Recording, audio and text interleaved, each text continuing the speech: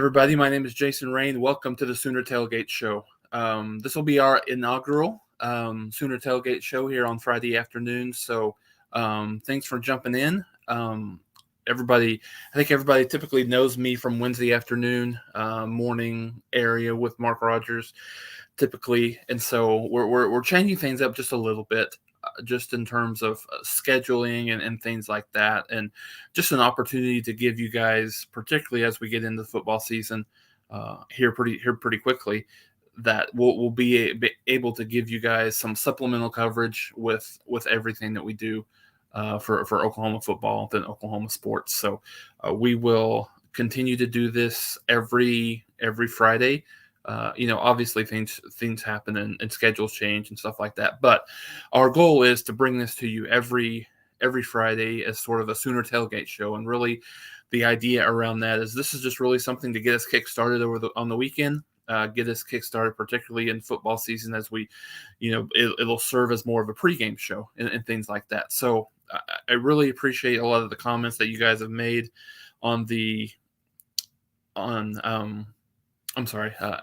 that you guys have made on the Wednesday night show or the Wednesday afternoon show, just in terms of your, loving to see me here and things like that. But from a scheduling perspective, and my day job Wednesday was a little bit tough.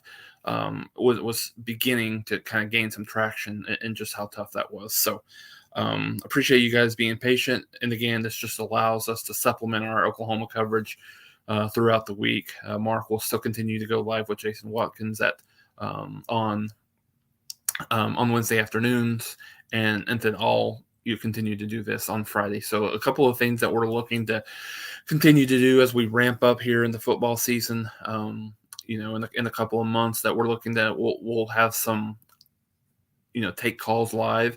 We'll continue to take questions and comments and things like that as we go through, the summer, as we head into the fall. But also, we'll look at. I'll try to have some guests on here as well that I'm pretty close with and friends with, and talk Sooner sports. And we will have that opportunity to continue to do that. And then as we get cranking into the football season. Sorry, I have a phone call here. So as we get cranking into the football season, and really the idea here as we continue to do this year round is looking at the possibility of really just talking about all Oklahoma sports. Yes, it's going to be heavy Oklahoma football, but then, obviously softball has continued to be very, very important, very, very exciting for the state of Oklahoma. So we'll get into some softball, maybe even talk some softball portal stuff today for those that are interested in. And then talk basketball, baseball, anything that's on your mind, but predominantly talk Oklahoma football. So, with that, we'll kind of get into the meat of what we really wanted to talk about today. So there's a lot going on in the world of sports, particularly the football side of things for Oklahoma. Recruiting is going to be the hot button topic, really, particularly right now. As we head into July, certainly July and August for kind of pre-fall, I guess you should say. Obviously, there's some discussion with the resignation announcement of Thad Turnipseed yesterday. We'll get into that a little bit. I wanted to get into some of the conversations around Colin Cowherd, kind of putting Oklahoma in the same vein as Nebraska, as potentially being thought of the same way as Nebraska has been, over the last few years, really post Big 12 going into the Big 10 conference, and the parallels that he sees, with that. Obviously, if you guys want to talk about SEC or the new Big 12, officially on July 1st, UCF, Cincinnati, and Houston are permanent members of the Big 12, and what that dynamic looks like, at least for Oklahoma and Texas, just for 1 year. into 2025 there. So I'm sorry, into 2024 that football season. So we'll get it cranked up now. Like I said, always we'll take your questions. Please, just kind of a shameless plug. Please follow, if you're not, follow me on Twitter at JasonRay1. And as I mentioned, we will continue to go live each and every week with the Sooner Tailgate show from 3 to 4 p.m. on Friday. Really excited, really just super excited just about the opportunity to do this at this time. Specifically, as we get into football, we can talk a little bit more about high school football on Fridays, and then just kind of preview the weekend ahead. Specifically, OU, of course, from a kind of a preview show perspective, but also kind of look at everything Big 12 and of course nationally as we get into it. So we'll take any comments and questions.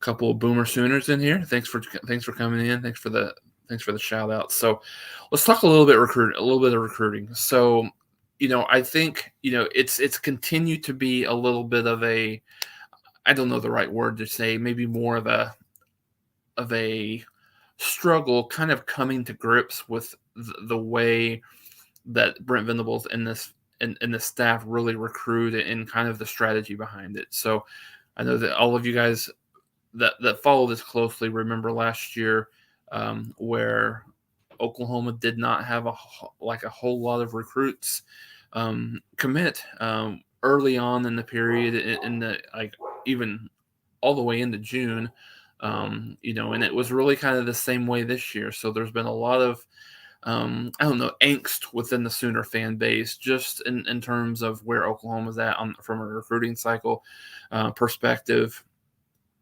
and certainly where Oklahoma could be, come official signing day, right? So, but I think what you've seen is there has to be a lot of patience, obviously, with the staff, with this program, and understanding that Venables is very, very true to his word that he wants you to know that that you want to be at Oklahoma, and what that looks like, what making a commitment looks like.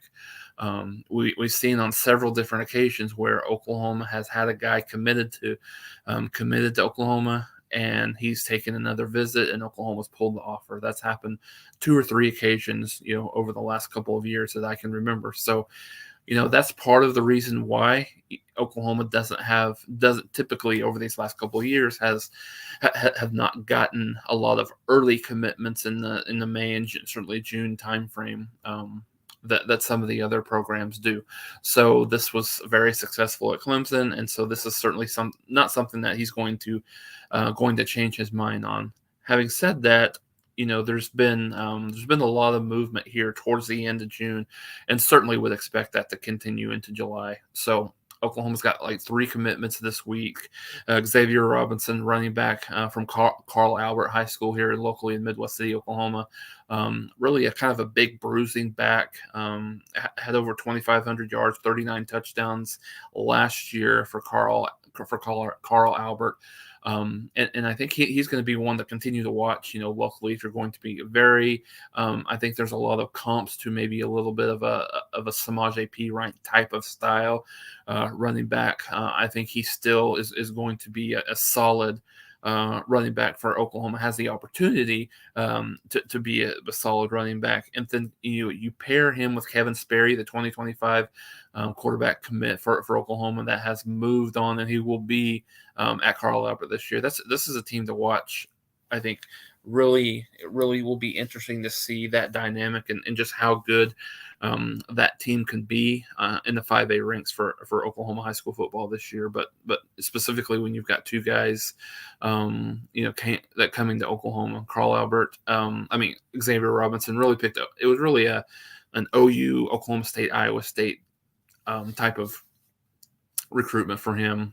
And then Wyatt Gilmore just announced his recruitment just a little bit ago, a couple of days ago. He was a guy that was really silently committed at the Champ U Barbecue event.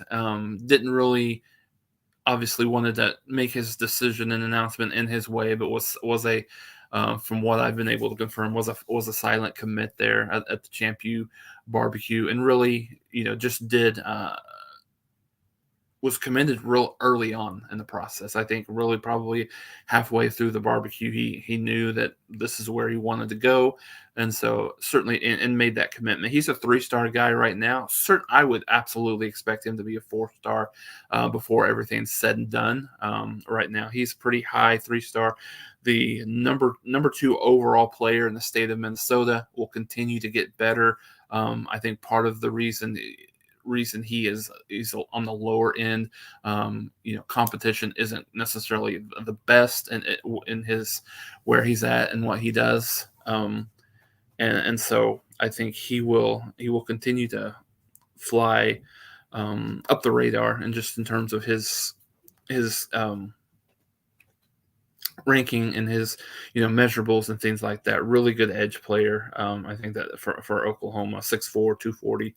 And then as recent as a couple of hours ago, Ivan Carrion, wide receiver who has been committed to Texas Tech for quite some time. Emmett Jones got in there early on. This is one of the biggest, I think, the biggest kept secrets from a recruiting perspective in a while. I certainly expected this to happen at some point. Pulled the trigger, decommitted from Texas Tech earlier this week, and then pulled the trigger today and committed. I think via Twitter to Oklahoma. And so again, another big time wide receiver, 4-star kid out of Texas, and just shows the ability of Emmett Jones to be able to recruit. That's one of the things that we kind of talked about. We told you guys that what Oklahoma would be able to do, what he would be able to do for Oklahoma recruiting, particularly in that Texas pipeline in the Dallas area for the Sooners. So really good week overall with those three kids, and then we'll get into some other guys that you guys are interested in, and then ask any questions that you guys have about any of these recruitments, anything. But if not, I'll just continue to kind of go down the line and talk about some of these guys. And we'll talk about, and we'll go through that. We'll either carry on Bolcon and be a tight end. Not that I've seen Jimmy, not anything that I have heard where he's at. I mean, I think that remains to be seen in where they like him at. But his size, 6'5", 6'6", I think when the old school mentality is obviously to think, okay, this guy is a perfect tight end weapon, end zone guy, short yardage guy, move the chains guy. But I think, I think right now, I think they like him at wide receiver, but certainly could see that coming as well. Good point here. So this is something that I didn't really get a chance to get to. Haven't got a chance to get to yet. I think it looks like there is a couple of guys. I'm sorry, I'm getting to the next question. He was a guy that's really, really interesting in terms of him hitting the portal, I think early on this week, and then just coming back. I think some of these kids, it's hard for them to understand and get a full picture of how they fit in the scheme, just in terms of what their playing time is going to look like, right? And I think so many times these kids want to potentially look elsewhere if they don't think they've been here for a minute, and they don't think that they're really going to be a big time part of the team, a big time being able to crack that too deep. So I think it's very interesting to see how that will go for him. I mean, I think, the offensive line is a group where I think there's a lot of optimism, and just in terms of how good this offensive line can be early on that, in this year. I think it does have the opportunity to be, to be better than it potentially was last year. Absolutely. So Hank, if he does a bulk up, yep, I agree with you completely. Phil BV, how's the O-line recruiting going? So I think this is one of the things that's really, not to say that it's not going well, but I think this is the one thing that I think is very much up in the air. I think this is very much up in the air, just in terms of there's Oklahoma feels very solidified at the defensive line position, very solidified, where they're at a lot of position groups, and the offensive line is the one that's potentially a little bit shaky. So when you kind of go down the line, I think the first one that comes to mind is Casey Poe, interior offensive lineman. It's really I think Bama's the team to beat here. I mean, OU's still in the mix, but I think Bama is looking, is looking pretty good, just in terms of what that looks like. I think the other one, if you listen to Parker Thune at all, he is really really heavy on this guy, Grant Bricks, an offensive lineman, maybe one of the better offensive linemen in the class, particularly that OU's in on. I think OU's in a good spot there. I wouldn't say that they necessarily lead, but I do think I think they're in a good spot, particularly with with where that's at. I think you've got to look at Kansas State as a player there. The whole girlfriends are undefeated type of situation. His girlfriend plays at is at Kansas State, so that might be one to look at. So, but I think Oklahoma's still firmly in the mix there. Without a doubt. Bennett Warren, he's a 4-star offensive lineman as well. He's a guy that Oklahoma, I believe it's an Oklahoma and UCF battle, and that's kind of interesting to see. That's a kind of a battle you don't really see a whole lot, but again, 4-star offensive lineman there that Oklahoma's in the mix with. And the other one that I would mention here is Eddie Pierre-Louis. He's actually I had my kids mixed up. He's the guy that Oklahoma's in the mix with in terms of UCF. So those are the 3 or 4 guys that I think Oklahoma's really, really strongly, in the mix on, really strongly from a recruiting perspective. But those things will obviously continue to manifest as the season goes forward. Let's see. Cool. Maybe other teams. Still talking a little bit about Ivan Carry-On there.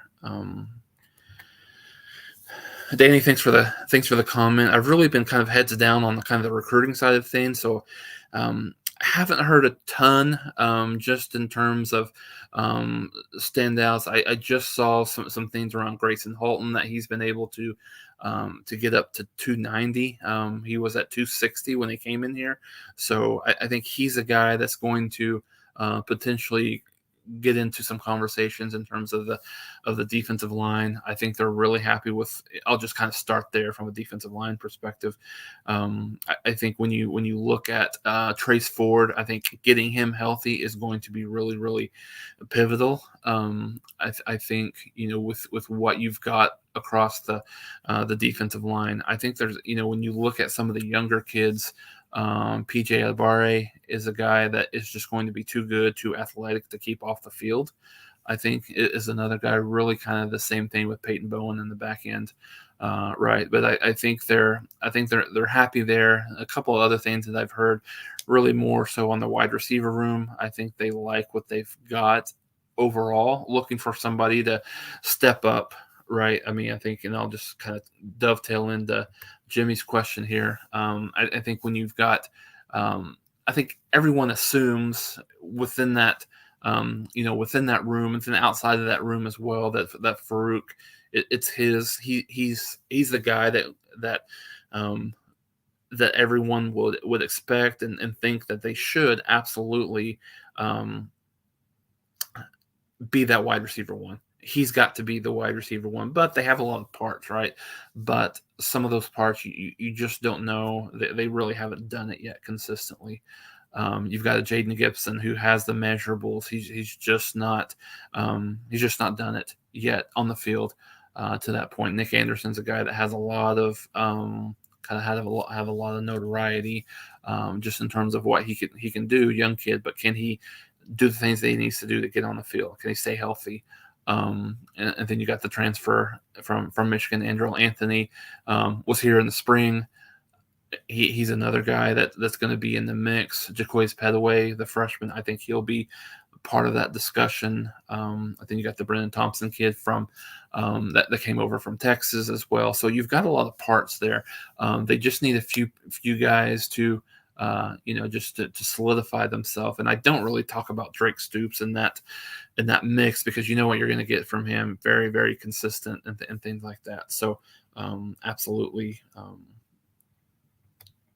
All these years is yeah, I agree with you. I mean, I think at some point they are they're going to get those kids in whatever they look like. And so but I do, just in terms of the question that was asked, I do think there's, and again, I don't know that I would call it concern, but it's it's not as solidified as some of the other spots, and I think it'll be interesting to see how many kids Oklahoma has. I think I heard the other day, if I can remember this right, I think they have about 14 or 15 offensive linemen on on the team right now. So it'll be interesting to see what they continue to do as far as that goes. Do you think the first 5 weeks of Oklahoma's schedule will help them? We'll get into that a little bit, Jackson, as I kind of talk a little bit more about the non-conference slate. But yeah, we'll get into that. Don't let me forget that. But that's kind of sort of towards the end of the show in terms of what we're going to talk a little bit schedule wise. Yeah, Ethan Downs is one of those kids. He continues to get, he was an all Big 12 selection a year ago. Played really well. He was one of the most consistent defensive linemen that this team had a year ago. So I think he gets downplayed a little bit just because of how bad I think the defensive line and just overall the defense was last year. But certainly understand he's going to have to pick up his play and continue to play better, without a doubt.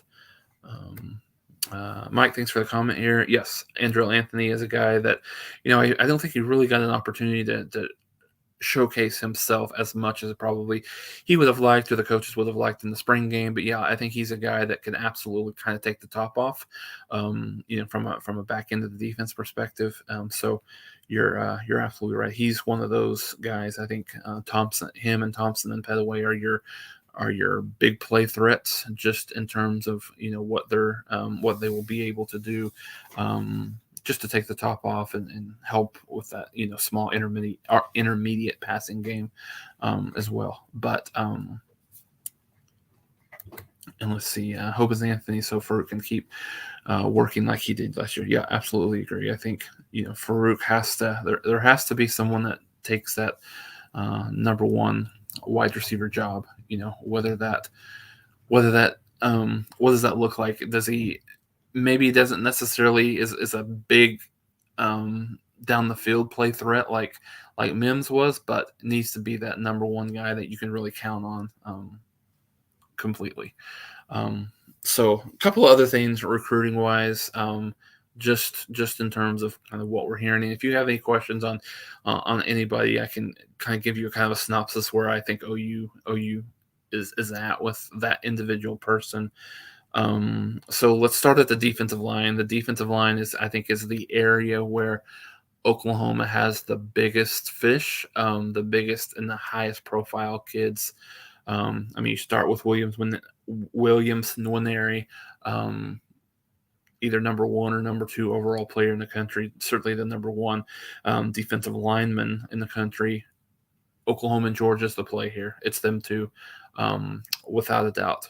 I still think Oklahoma leads. I think Georgia's probably cut the lead a little bit right now. I still think Oklahoma, and I think he's a kid that probably announces at some point in July. Not sure exactly when that'll be, but I think that happens in July. I know a lot of OU fans were a little bit nervous with him kind of taking that unofficial to Georgia. I think it was last week at this point, but I think that was something where he was going to kind of celebrate his brother's birthday, and then he was just there, just thought he would make a little bit of a impromptu kind of stroll through Athens. So again, Georgia's a tough team to beat. Back-to-back national champions, have put about 1 million kids into the NFL off the defensive side on the defensive side of the ball. But absolutely, I think he's a guy that Oklahoma desperately needs. David Stone talked about that a lot. I think he's Oklahoma all the way. I would be surprised if he goes anywhere else. But there's nothing that's leading me to believe that he goes elsewhere. He likes the recruiting game. He plays it from time to time. I think he does it just to mess with Oklahoma fans a lot. But I think he continues to be, thought of as a Sooner. I'm not sure when he'll wrap this up, but those are two guys I think will. And if Oklahoma's able to get those two, that is a significant haul. Two of the top, I would say, probably 5 kids in the country, without a doubt, 2 top 10 kids overall in the country, regardless of position. Taylor Tatum at the running back position is another one that is a very interesting recruitment. I would say a couple of weeks ago he was heavy USC. I think right now he is sort of in the Oklahoma camp. Even the USC insiders think he's coming to Oklahoma. And if you guys don't know a whole lot about Tatum, he's a dual threat.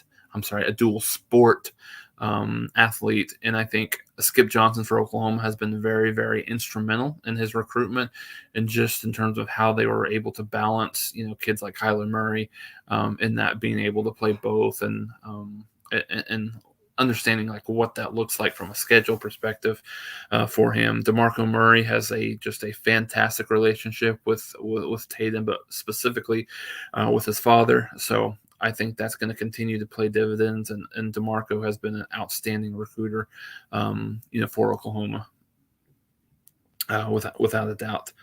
So he's another guy. So yeah, I think Oklahoma recruiting. If you guys have any questions on anyone specifically, we'll get through it. I don't want to just go through and name all the, certainly just name all the kids, but and then we'll kind of continue to go through your questions and comments. So, Jimmy, do you think Stogg will have a big year? He has to. I think he has to have. This is the tight end. I know Oklahoma doesn't have an H-back position anymore. They're all tight ends. Running backs are tight ends. The depth behind him is very concerning for me. I think that's the area, more than any other position on the field, particularly offensively. That's the area that I think I am the most concerned about, depth, because there's not a lot of quality depth behind Stogg. So I hope he has a great year. Oklahoma needs him to have a great year to continue to be a team that's a very improved team, who's got many wide receivers. I think you're right. You're right. Perfect. I think it's certainly it's a room that's not devoid of talent. Without a doubt, it's a room that has a lot of promise. They've just got to be able to put it together. And I think the odds are that they're gonna be able to have a couple of guys that are going to be able to play at a high level. Jimmy, odds on Durham being a Sooner. Caden Durham is who Jimmy's talking about. Another 4-star running back. I think there's a good chance that Oklahoma gets both. I think Durham has been pretty solid, pretty pro OU. A lot of crystal balls and future casts headed in his direction already. So I think he's a Sooner. I haven't heard anything different that would lead me to believe anything otherwise. But yeah, I do think that he continues to be a Sooner, and then we'll see where that actually lands. Agree, big time flip for Oklahoma, Alan, without a doubt. Agree with that. Myself would take Durham over Tatum. I would actually do the opposite. Tatum is the number 1 ranked running back in the country for a reason. Durham's a really, really good player. Don't get me wrong. 4-star guy. He's a guy that's going to be really, really good at the next level. But Tatum is special. He's a special running back. Has the opportunity as a dual sport kid. But can run between the tackles, can run outside, catch the ball out of the backfield. Really, really good. Love his tape. So I think um, he ends up being a guy that is a must take whatsoever. Braden Pat, yeah, I think Pratt. I'm sorry, yeah, I think we're still recruiting him, Jimmy. We're still in on him. I don't think it's necessarily. It doesn't. It's not a great look for us in terms of just how he feels about Oklahoma and where he's ultimately going to end up. But yeah, I think they're still trying to do some things with Pratt. Absolutely, no question about it. So, um, if there's any other questions, I kind of talk to you guys about talking a little bit about something that's really an off season topic that I thought would just be fun to talk through. It's hard, so I had teased that on my Twitter account that I was gonna kind of break down my top 10 Sooners of all time. And while we're kind of talking through this, you guys feel free to put some of the names in there that you would choose. And so when you look at something like this, it's very subjective. I mean, obviously, some people. I mean, like myself, I was born in 1981, so I wasn't around to truly appreciate some of those guys in the 70s, obviously the 50s, but even some of the guys in the 70s that were really, really talented. I have to judge on film and videos and old game and things like this, and some stats comparatively speaking throughout the years. And I think there's a lot of people that just look at this over the last 15 to 20 years as well. So I take an overall, just a large approach to what this looks like in terms of what the overall, and I limit it to what the overall kind of trajectory for some of these players were. I limit it to college. I don't necessarily think about, okay, this is what this kid did in the NFL, so this makes him a little bit better than maybe some others. So I'll go kind of number 10 through one. You guys tell me, if there's anyone else that you would have thrown in there, and we'll talk through. We'll talk through that. At number 10, I have Steve Davis, one of the most winningest quarterbacks in the history of Oklahoma. Maybe not the best quarterback, but one of the most winningest quarterbacks ever. Does have a national championship to his credit as well. Number 9, DeMarco Murray. I think he is a guy that there might be more kids, more players. Can't really call these kids anymore. Some of these guys are older than me, but a guy that was again struggled very much in that Adrian Peterson vein in terms of he could have been so much better from a statistical perspective um, if not for a lot of his injuries and things like that. Jack Mildren, the godfather of the wishbone, so to speak, and I think he was just so important to what Oklahoma was able to do later in the 70s. He didn't have a whole lot of during his periods for in the early 70s. The defenses weren't quite as good as they were later in those 70s, that was able to win a couple of national championships there. But he helped kind of transcend what the wishbone was and what Oklahoma offense was in the 70s and even in the 80s to a certain degree. Number 7, I've got Joe Washington. Joe Washington was an electric returner, one of the best, maybe all-purpose backs that Oklahoma's ever had in the history of the program.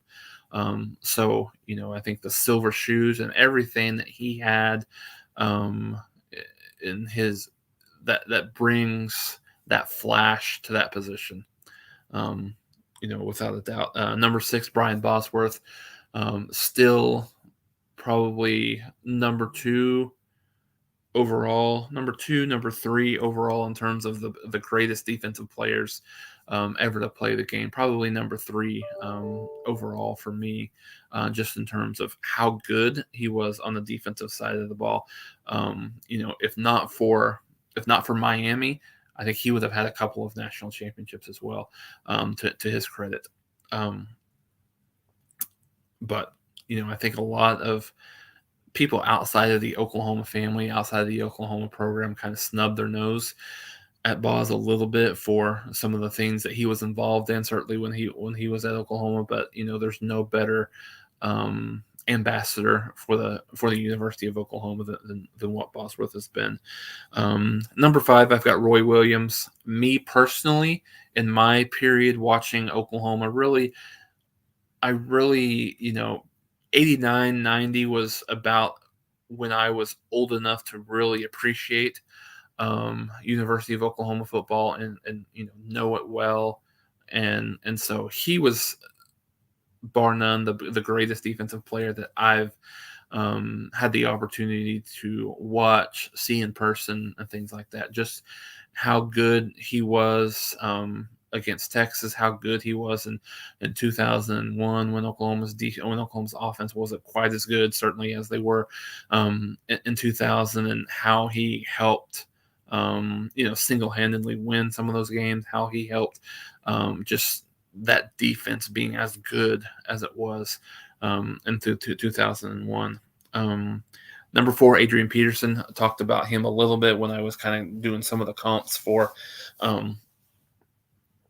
DeMarco Murray, and so I think he is a guy that could have won very easily. Should have won a Heisman in his true freshman year.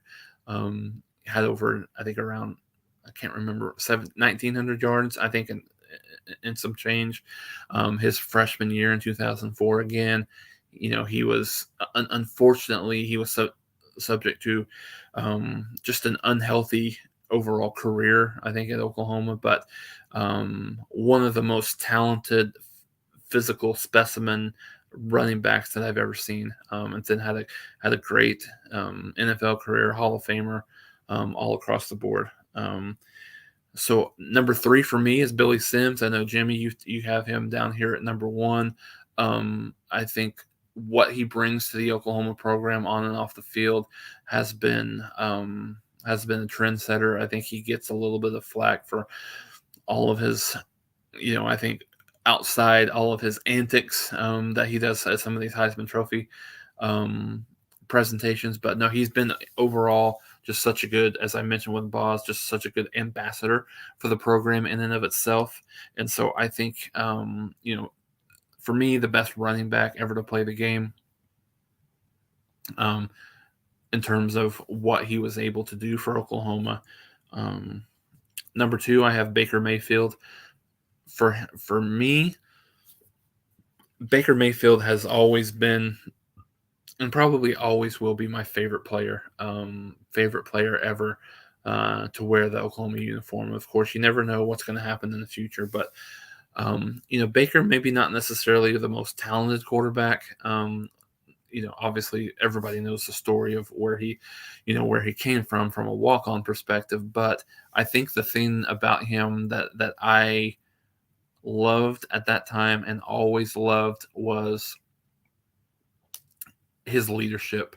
He made everybody rise to his level of play, and exactly how he wanted to play, right, and what he wanted to do. And I think it was just, unfortunately, it was a shame throughout his career that he wasn't afforded a defense that was up to the challenge, just in terms of being able to win a national championship. I firmly believe that 2017 team would have won the national championship, even with a subpar defense, if they get by Georgia in that semifinal game. I think they were better than Alabama that year, and I think they would have won that.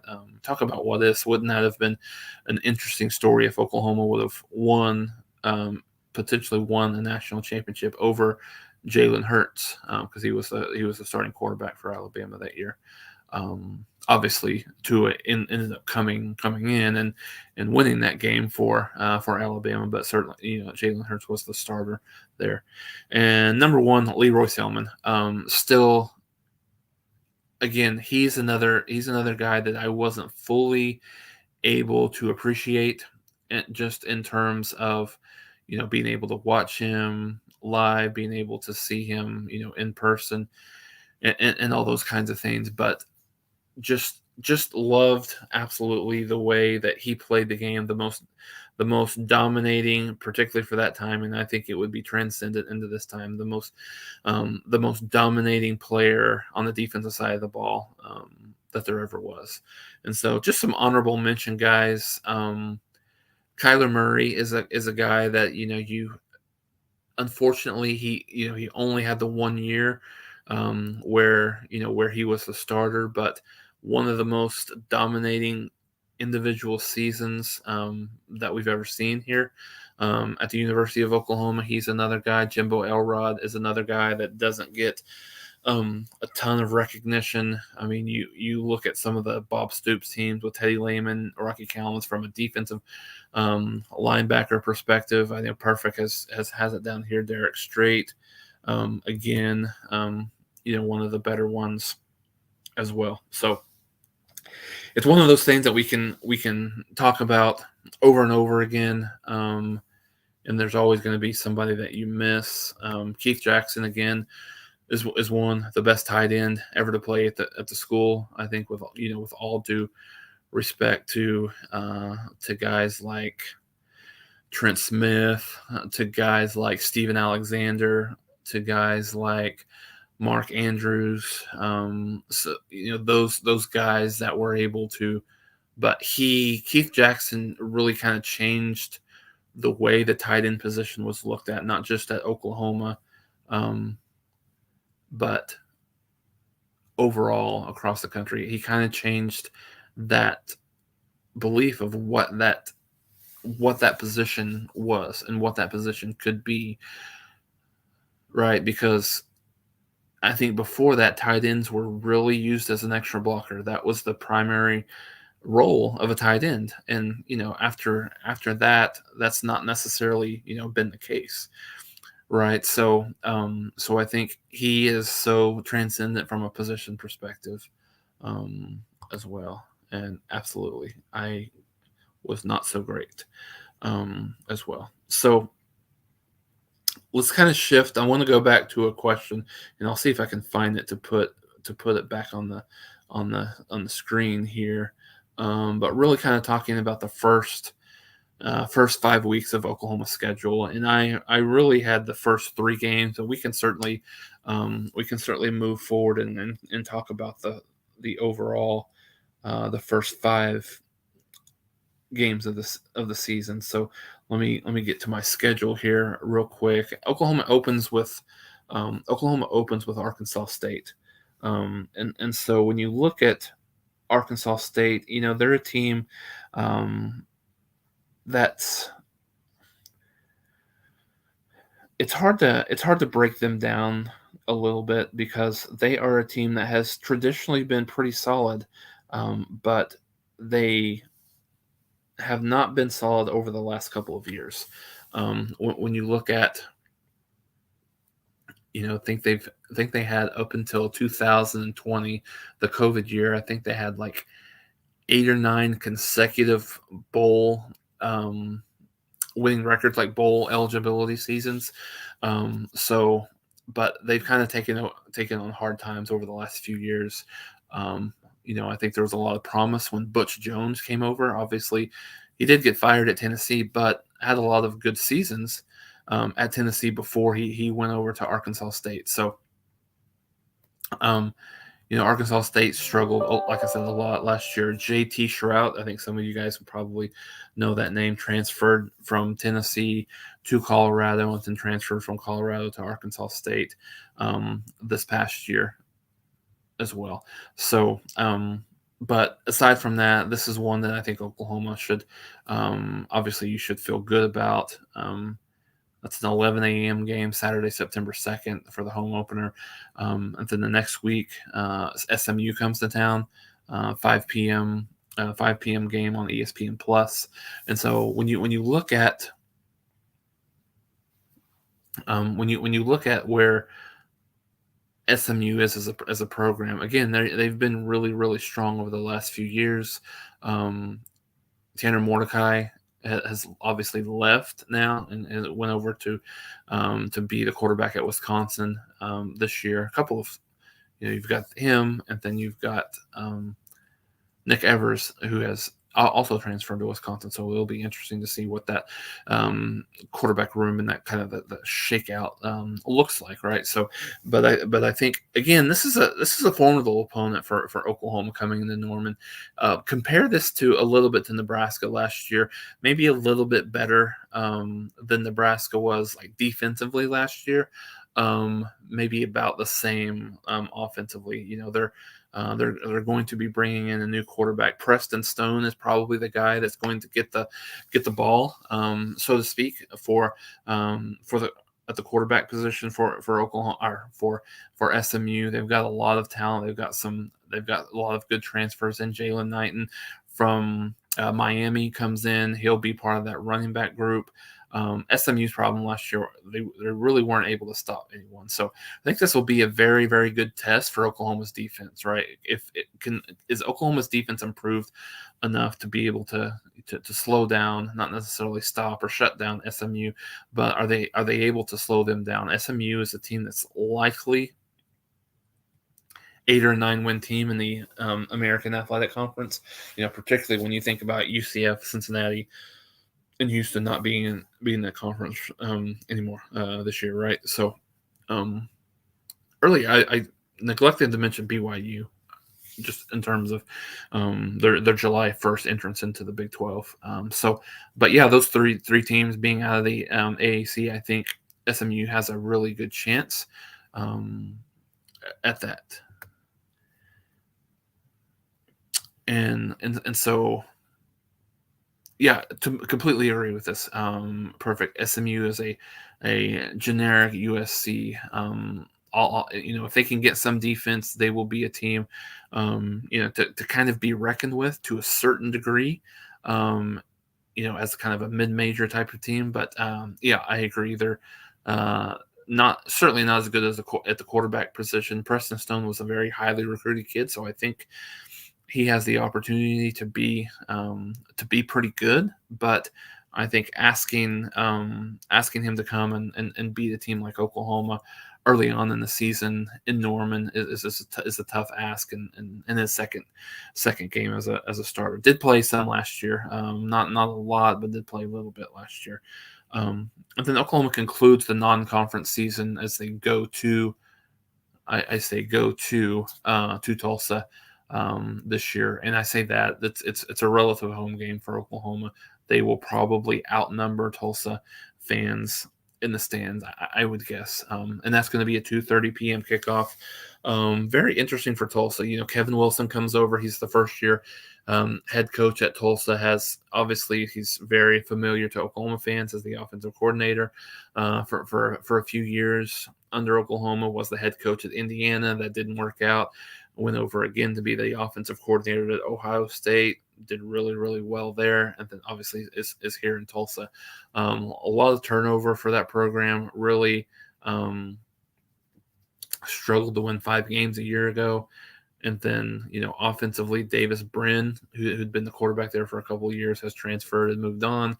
And so they're Braylon Presley, that played at Oklahoma State, has transferred here to Tulsa. He'll be the biggest dynamic player for Tulsa this year. So, but I think this is one where sort of kind of along the lines of Arkansas State in terms of talent level for Tulsa. I think maybe slightly more talented than Arkansas State, but I think there's always some dynamics when you go on the road. But I think this is a good good game for Oklahoma, just a new team and everything like that, just to go on the road for the first time.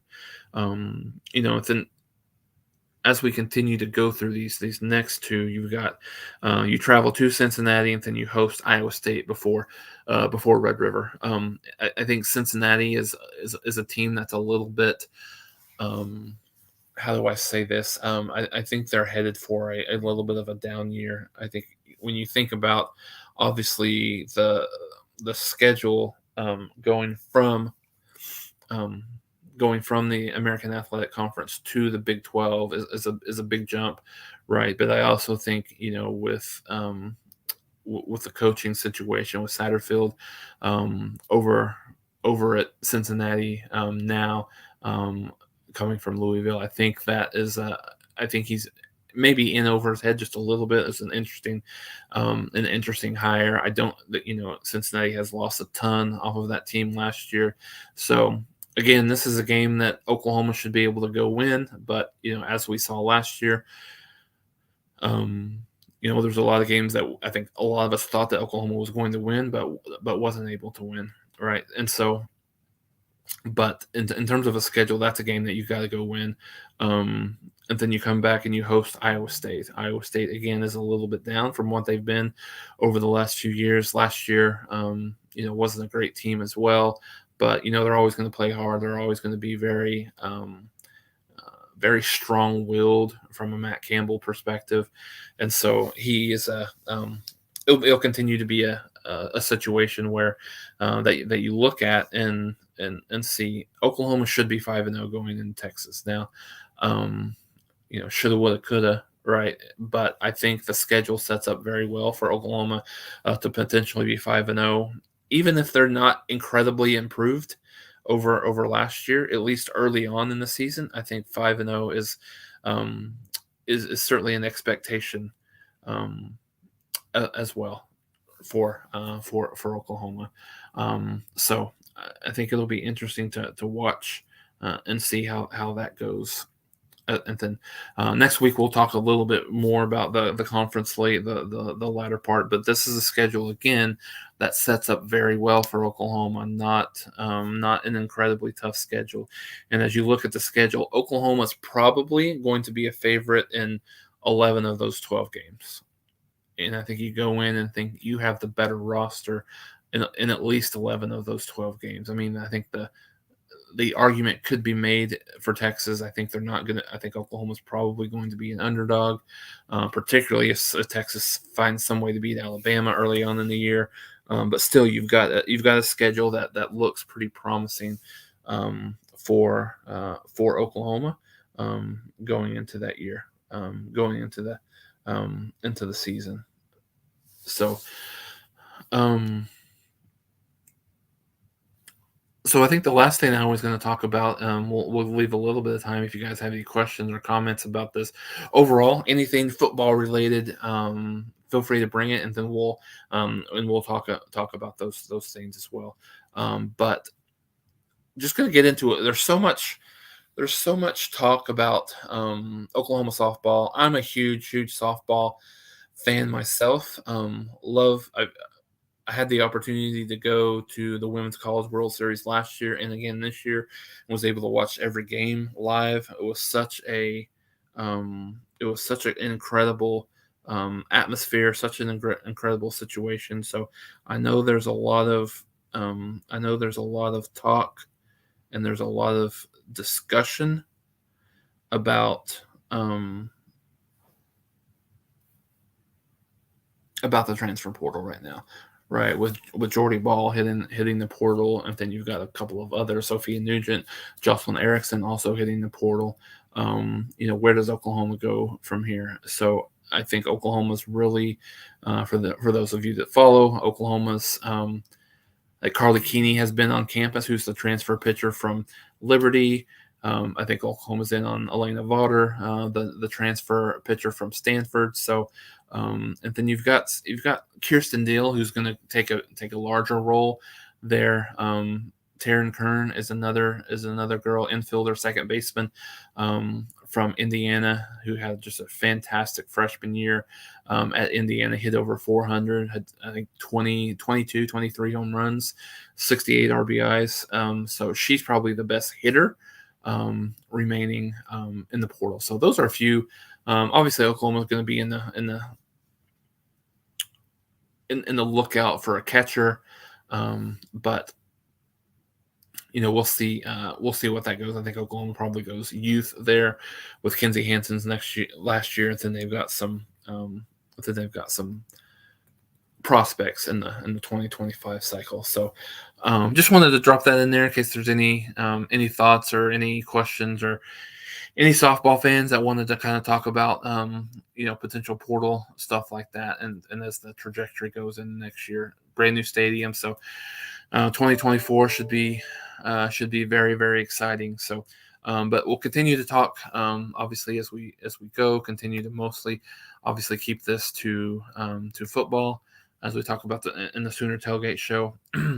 So let me know in some of the comments what you guys want, if there's anything that you guys want specifically to kind of discuss and want to get cranked up. It's a little bit of a, typically this time is a slow time, but I think July is going to be really, really heavy on some recruiting. I think you've got a couple of big names that are probably going to announce at some point in July. Williams Nwaneri is one. At some point in July, I think you see Taylor Tatum probably sometime in July as well. So, there's a couple of other ones that I think will be very interesting to watch within July and August. And then obviously fall camp gets cranked up early on in August. And then, the season starts here before you know it. So, but as we preview, just let me know if there's anything, if you guys want to do a little bit more of a positional breakdown, position previews. We certainly can do that. We did a little bit of that in the spring, but we can do some post spring, early, like late summer, early fall type of things. So I think that will be very very exciting it's always exciting to look at that preview stuff. And so we'll start breaking that down. But yeah, leave me a note in the comments if there's anything particularly that you would like to see discussed, and we'll get after it as well. Like I said, I appreciate everybody for joining. I think at one point we had 40 on the line, and I think that's really really good for our first show here, and not a whole lot of advance notice. So make sure you guys hit that notification bell so you know that when we're going live. Please do me a favor and just let everyone know about this new time, 3 to 4 on Friday afternoons. And I think this will just be such a good time for us to be able to talk about whatever, specifically preview, have a little bit of a pregame, and then I'll come to you again on Saturdays throughout the season for a post-game show as we continue to have that kind of rocking and rolling like we always have. So, make sure you hit that like, hit that notification bell, share this so all Sooner fans can get in here, and we can kind of have just a very collaborative session talking about football and just talking about the state of Oklahoma sports. So I hope everyone has a great weekend, has a wonderful 4th of July, and has a happy and safe 4th of July. Boomer Sooner, God bless.